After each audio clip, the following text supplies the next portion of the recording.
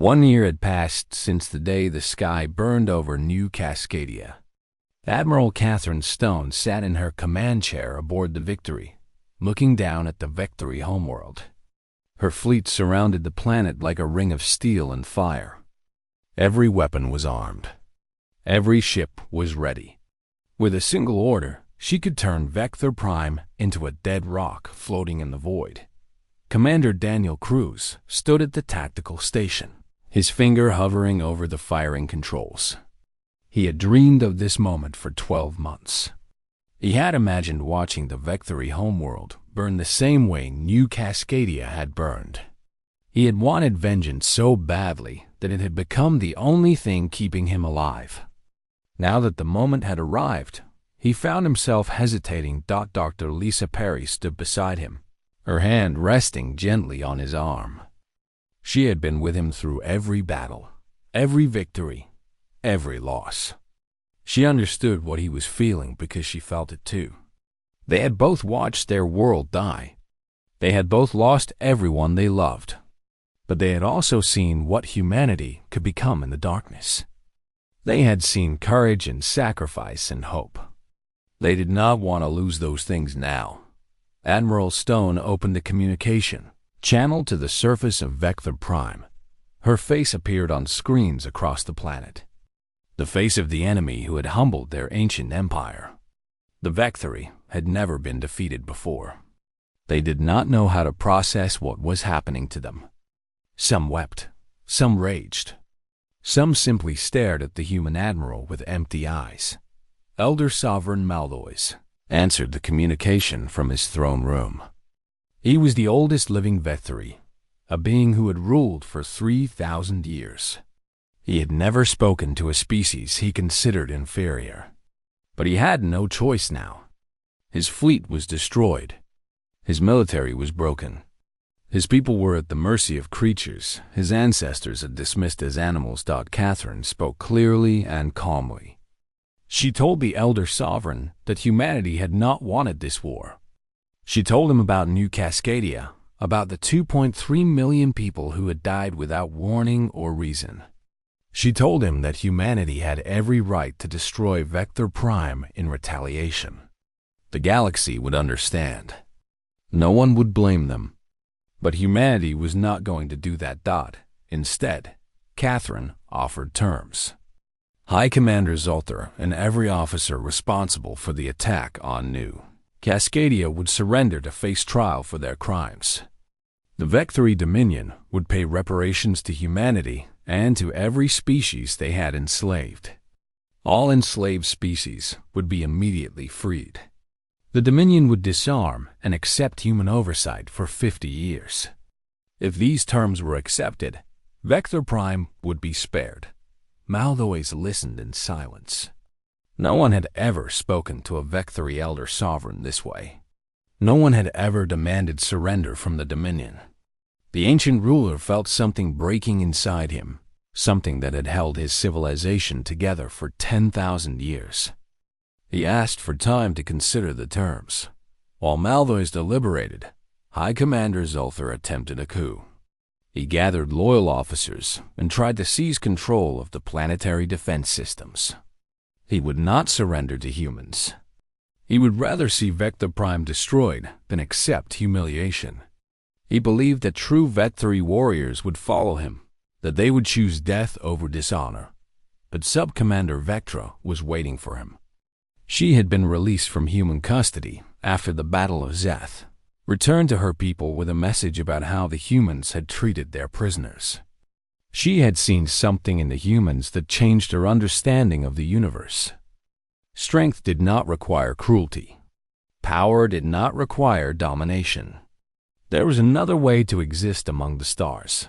Vectra confronted Zoltar in the Defense Command Center. She told him that he was the reason their people were facing destruction. His arrogance had led them to attack New Cascadia. His pride had prevented them from seeking peace before it was too late. She gave him a choice: surrender peacefully, or she would stop him by force. Zoltar laughed at her. He was the greatest warrior of the Dominion, a commander who had won 100 battles. She was a young officer with strange ideas about alien species. He drew his weapon and attacked. The fight lasted only moments. Vectra had learned from the humans. She had learned that victory came from adaptation, not tradition. Sulthur fell, and his coup died with him. Elder Sovereign Malloys received word of the failed coup. He understood now that the old ways were over. The Dominion could accept humanity's terms and survive, or it could cling to pride and be destroyed. He chose survival. He appeared on the communication channel and formally accepted all of Catherine's conditions. Ambassador Vincent Park stood before the Galactic Assembly 1 week later. The same chamber where he had been laughed at now fell silent as he entered. Every species in the galaxy had sent representatives to witness this moment. They had watched the war between humanity and the Vectri with growing amazement. They had seen an ancient empire brought low by creatures they had all dismissed. Vincent presented the Treaty of New Cascadia to the Assembly. The document outlined the terms of Vectri surrender and the new order that would govern their former territories. But more importantly, it established humanity as a major power in galactic politics. No one would ever dismiss humans as insignificant again. No one would ever attack human colonies without expecting consequences. The representatives of a dozen enslaved species approached Vincent after the presentation. They thanked him for their freedom. They offered alliances and friendships. They had been waiting for someone to stand up to the Vectri for thousands of years. Humanity had done what no other species dared to attempt. The galaxy would never be the same. Commander Daniel Cruz returned to New Cascadia 6 months after the treaty was signed. The planet was still scarred by the attack, but rebuilding had begun. New cities were rising from the ashes. New forests were being planted. Children were playing in the streets again, their laughter echoing through the construction sites. Daniel walked to the central memorial that had been built in the capital. It was a simple wall of white stone with 2.3 million names carved into its surface. He found the names of his crew from the orbital defense platform. He found the names of friends and neighbors. He found the names of children who should have grown up to explore the stars. He placed his hand on the cool stone and closed his eyes. He had carried these names with him through every battle. They had given him the strength to keep fighting when he wanted to give up. Now the war was over, and he was not sure what to do with the weight he had been carrying. He stayed at the memorial until the sun set, speaking quietly to the dead. Dr. Lisa Perry found him there in the darkness. She had been helping coordinate the scientific efforts to restore New Cascadia's ecosystem. The work would take decades, but the planet would live again. She stood beside Daniel and looked at the names on the wall. She told him that she used to dream about revenge. She used to imagine destroying the Vectri the way they had destroyed her. But now she understood something different. The best revenge was not destruction. The best revenge was survival. It was rebuilding. It was creating something beautiful where there had been ashes. It was showing the universe that no amount of violence could break the human spirit. The Vectri had tried to erase humanity from the galaxy. Instead, they had made humanity stronger. Admiral Catherine Stone gave a final address to the fleet before it was disbanded. She thanked every soldier who had served. She mourned every soldier who had fallen. She spoke about the future that lay ahead, a future where humanity would stand among the great civilizations of the galaxy. Not because they were the strongest or the oldest, but because they had proven something important about themselves. When they had every reason to become monsters, they had chosen to remain human. When they had the power to destroy their enemies completely, they had chosen justice over vengeance. When the galaxy expected them to burn Vector Prime, they had offered mercy instead. That was the true strength of humanity. That was what would be remembered long after the battles were forgotten. The galaxy had learned a lesson it would never forget. Do not provoke the humans. Not because they are cruel. Not because they are violent. but because they will never stop until justice is done. And when they finally win, they will offer you a hand instead of a blade. That is far more terrifying than any weapon. 9 months had passed since the burning of New Cascadia, and the galaxy had never seen anything like what humanity had become. The Vecturi Dominion, which had ruled unchallenged for 10,000 years, was crumbling. Human fleets pushed deeper into their territory every day. Worlds that had been enslaved for centuries were being liberated. Species that had forgotten the meaning of freedom were learning to hope again. Admiral Catherine Stone stood on the bridge of the Victory and studied the holographic map of the war. Her forces had taken 47 Vecturi systems in the past 6 months. They had destroyed hundreds of enemy ships and captured thousands of prisoners. They had done what no one in the galaxy believed possible. They had brought an ancient empire to its knees, but the cost had been terrible. Thousands of human soldiers had died in the campaign. Ships that had left Earth with full crews came back with empty bunks. Families across human space mourned sons and daughters who would never return. Catherine carried the weight of those deaths with her every day. She remembered every name, every face, every letter she had written the grieving parents. Elder Sovereign Maldois summoned High Commander Zolther to the throne room of Vector Prime. The ancient ruler was furious.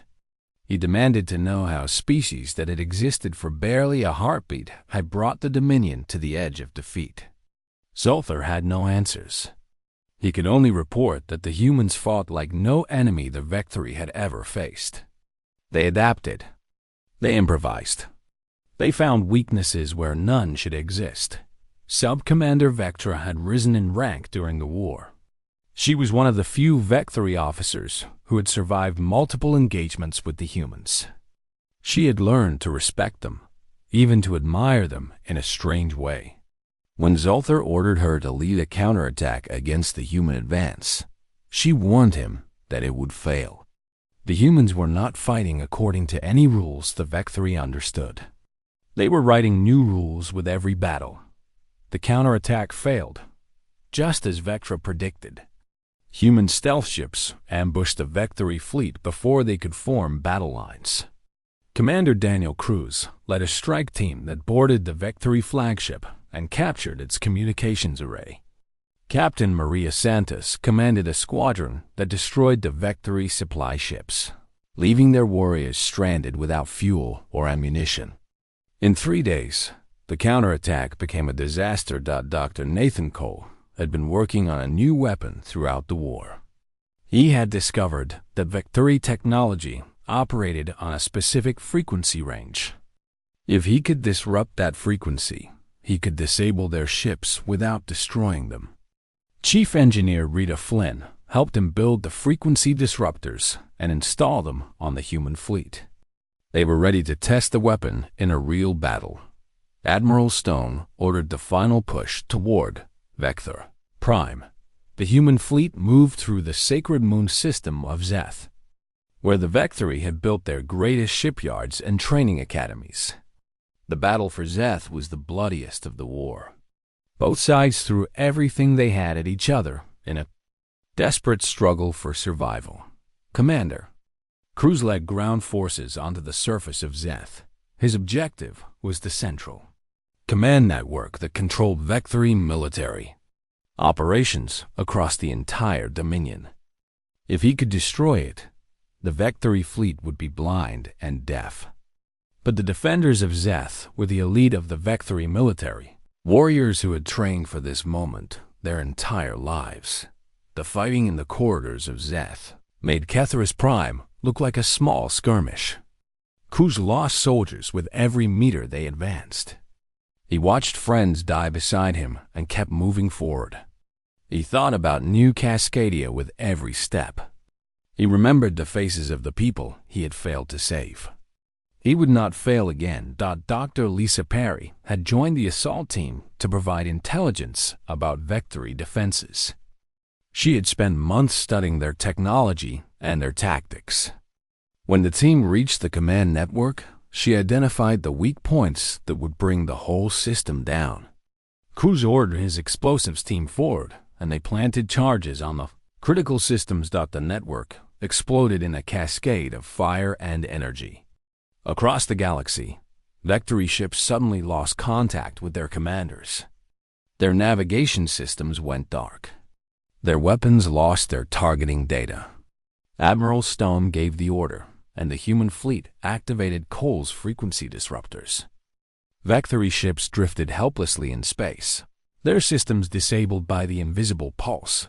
Sub-Commander Vectra was commanding a battle group when the disruptors hit. She watched her screens go dark and felt her ship shudder as its engines died. She had never experienced such complete helplessness.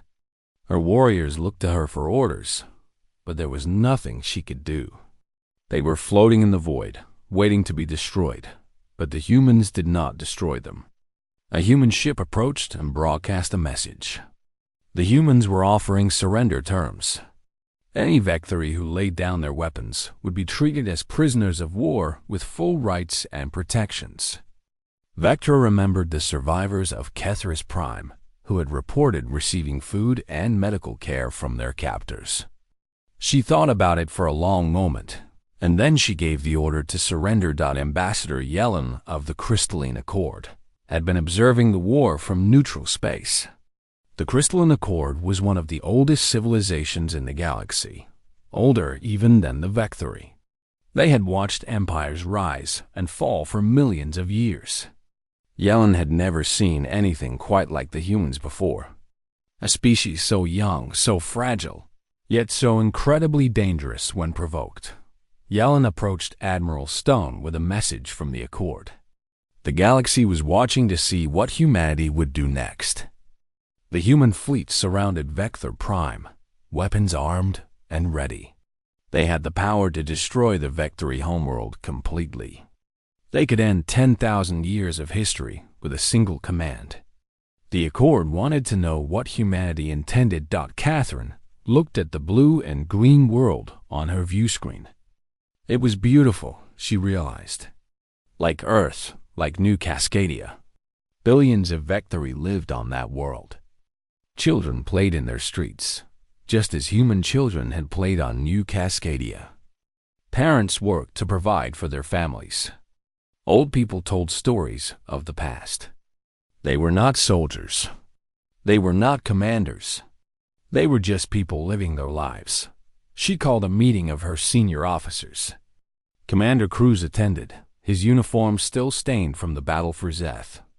Dr. Perry was there, looking exhausted from months of constant work. General Webb, Captain Santos, Dr. Cole, Chief Engineer Flynn. All of them gathered around the strategy table and looked at the image of Vector Prime. Catherine asked them a simple question. What kind of people did they want to be? They had the power to destroy their enemies completely. They had the justification. The Vectory had murdered millions of innocent humans. An eye for an eye would mean burning Vector Prime until nothing remained. But would that bring back the dead of New Cascadia? Would that make humanity worthy of the victory they had won? The officers discussed the question late into the night. Some argued for vengeance. Some argued for mercy. In the end, they reached a decision together. They would not become what they had fought against.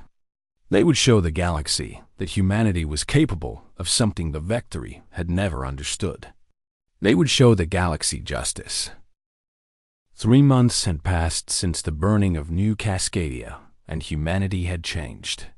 The peaceful colonies that had once focused on farming and science were now building weapons. The cargo ships that had carried food and medicine were being converted into warships. Every human world contributed whatever they could, from raw materials to volunteers willing to fight. Something had awakened in the human species, something old and dangerous that had been sleeping since the days when their ancestors hunted on the plains of Earth. Admiral Catherine Stone worked without sleep in her command center at Luna Base. She had gathered the best minds and the bravest soldiers from across human space. General Marcus Webb commanded the Special Operations Division, a unit made up entirely of volunteers who had lost family on New Cascadia.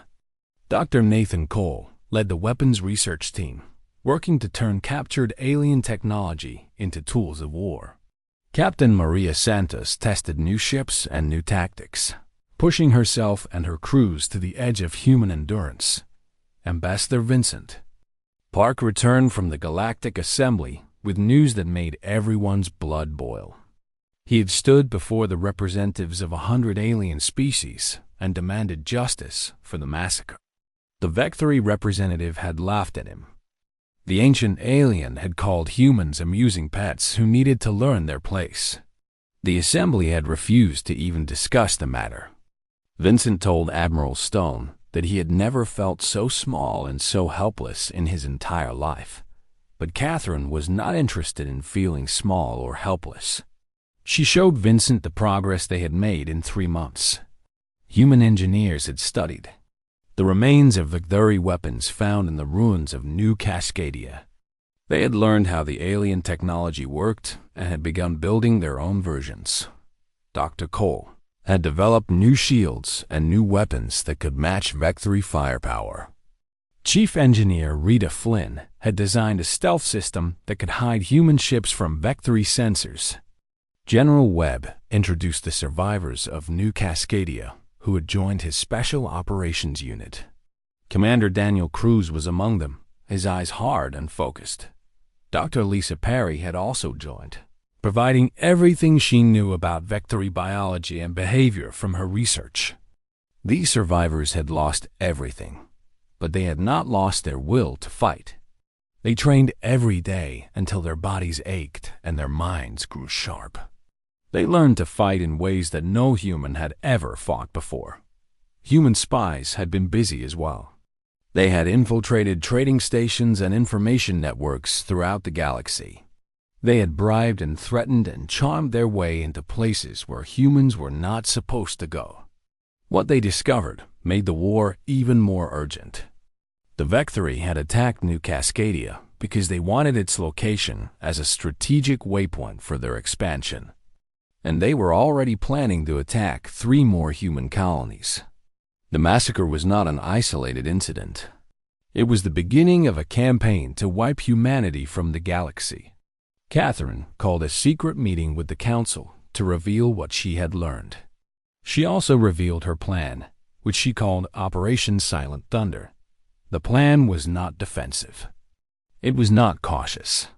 It was a full offensive against the Vectory. Dominion striking at their military infrastructure before they could attack more human worlds. The Council was afraid. They asked if humanity could really fight an empire that had ruled for 10,000 years. Catherine told them that humanity had no choice but to try. Captain Maria Santos demonstrated the new stealth carrier, Resolute for the Council. The ship could approach enemy positions without being detected, deploy attack craft, and disappear before the enemy knew what had happened. Maria had tested the system against the best human sensors and had remained invisible. She believed it would work against the Vectory as well. The Council watched in amazement as the ship seemed to vanish from their screens, even though it was floating right in front of them. Dr. Nathan Cole presented his new weapons. He had developed energy cannons that could penetrate Vectory shields, and missiles that could track Vectory ships through hyperspace. He had also created a special frequency pulse that disrupted Vectory communication systems. These weapons had never been tested in real combat, but the simulations showed they could give humanity an advantage against superior numbers. The most important presentation came from Commander Daniel Cruz and Dr.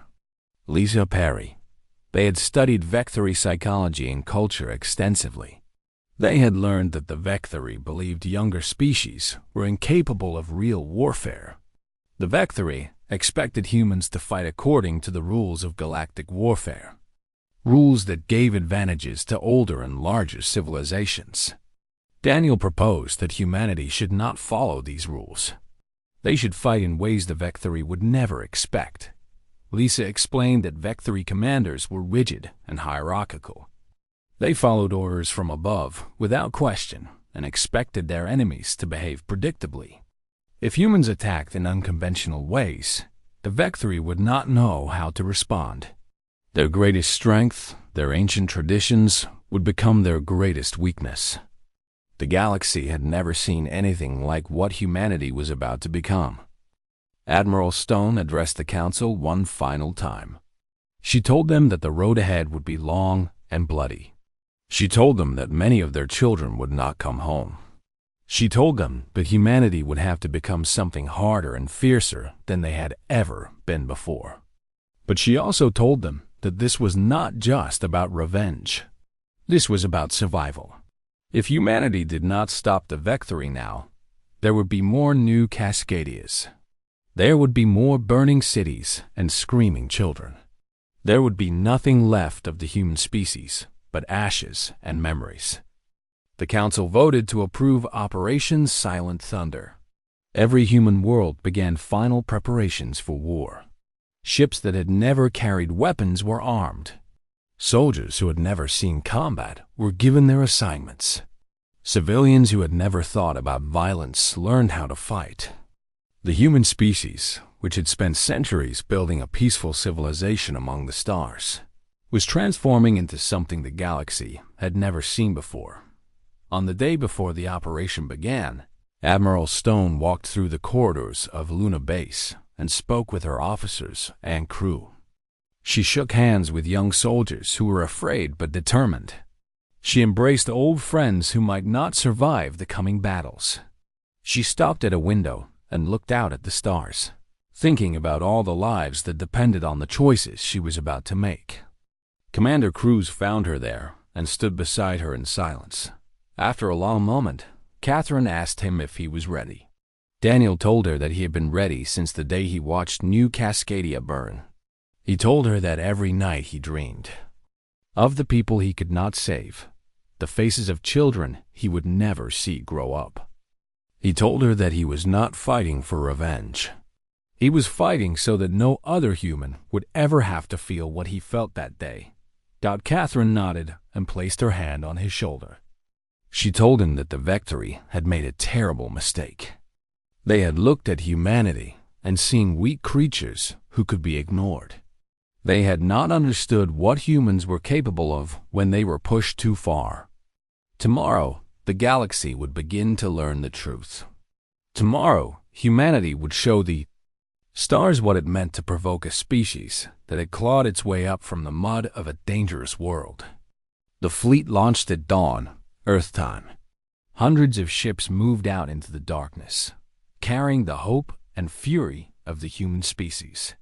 Behind them, billions of humans watched and waited and prayed. The war for survival had begun.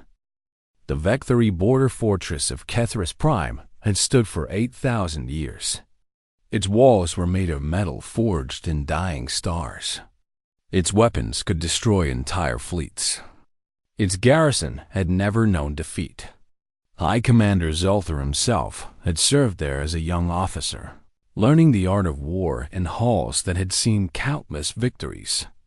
He never imagined that the fortress would fall, certainly not to creatures, his species considered barely sentient. The first sign of trouble came when the early warning stations went silent. One by one, the sensor platforms that guarded Vectri space simply stopped transmitting. The technicians assumed it was a malfunction. The Vectri had ruled this region of space for millennia, and no enemy had ever dared approach their borders. They sent repair crews to investigate and continued with their daily routines. Captain Maria Santos watched from the bridge of the Resolute as her stealth ships disabled the last warning station. The human attack craft moved like ghosts through the darkness, invisible to Vectri sensors. Maria had trained her crews for months, teaching them to fight in ways no one in the galaxy had ever seen. They struck quickly and quietly, leaving no trace of their passage. By the time the Vectri realized something was wrong, it was already too late. Admiral Catherine Stone commanded the main fleet from the carrier Victory. She had divided her forces into 12 strike groups, each targeting a different Vectri military installation. The attacks would happen simultaneously across dozens of light years, overwhelming the Vectory command structure with chaos and confusion. Catherine watched the countdown timer and thought about the people of New Cascadia. She whispered their names like a prayer. Commander Daniel Cruz led the ground assault team aboard a transport hidden inside an asteroid. His unit consisted of survivors from New Cascadia and volunteers who had lost loved ones in the massacre.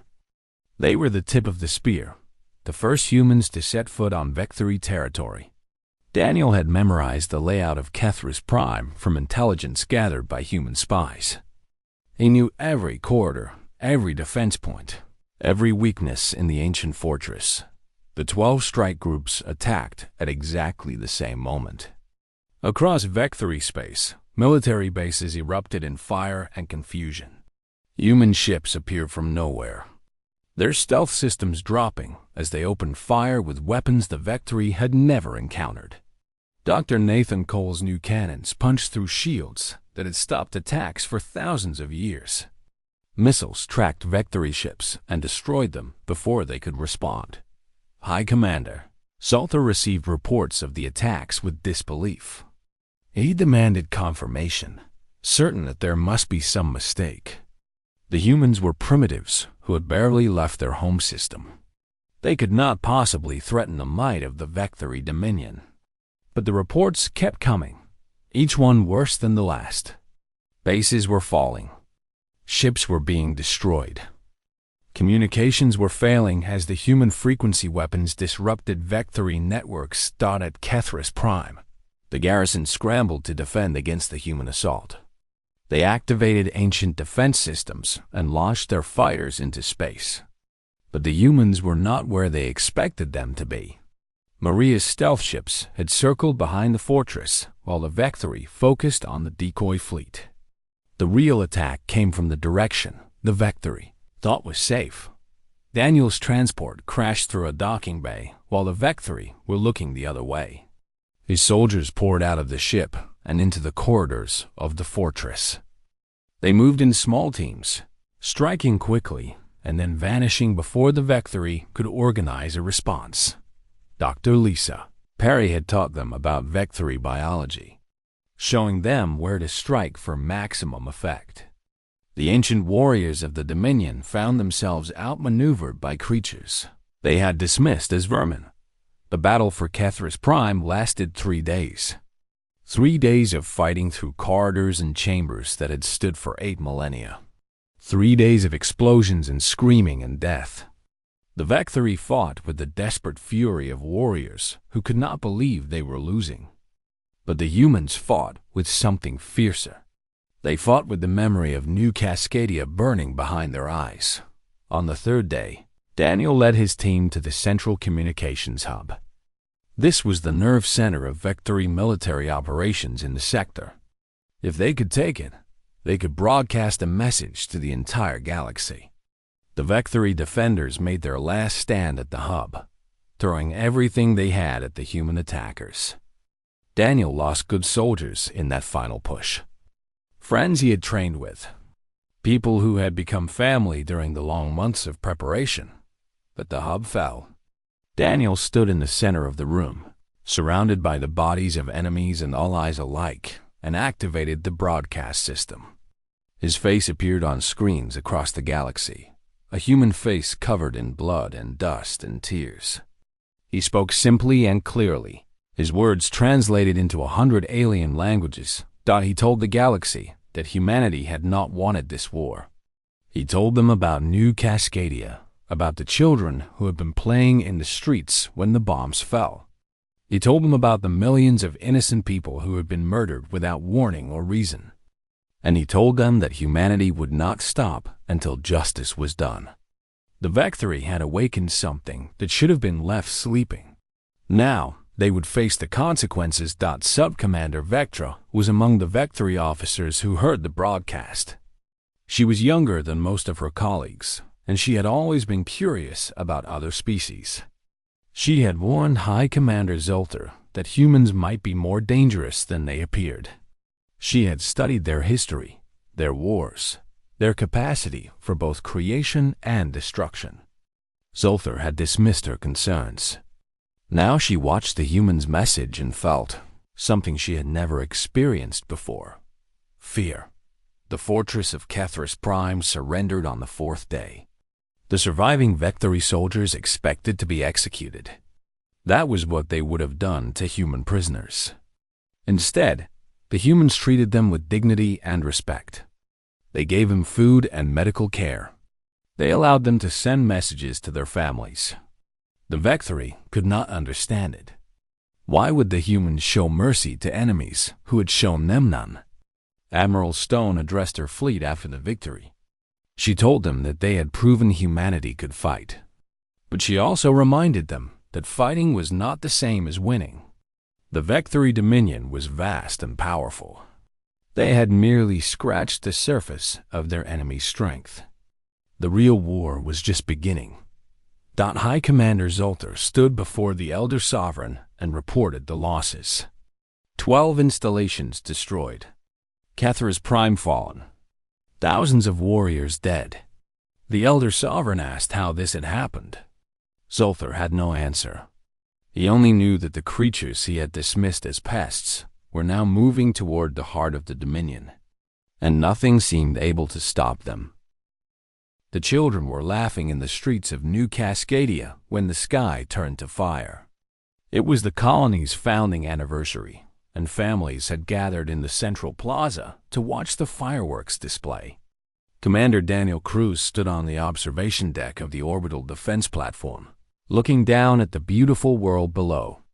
The planet was green and blue, covered with farms and forests and small towns where humans had built peaceful lives far from Earth. Daniel had served in the military for 15 years, but he had never fired a weapon in combat. Humanity had been at peace for decades. The galaxy was full of alien species, and most of them simply ignored the young human civilization. The Galactic Assembly kept order among the stars, and humans were too small and too new to matter in the grand politics of ancient empires. Dr. Elisa Perry was in her research station in the mountains when she noticed something strange on her sensors. She was a xenobiologist who studied the native plants and animals of New Cascadia. The readings showed multiple objects entering the system at high speed.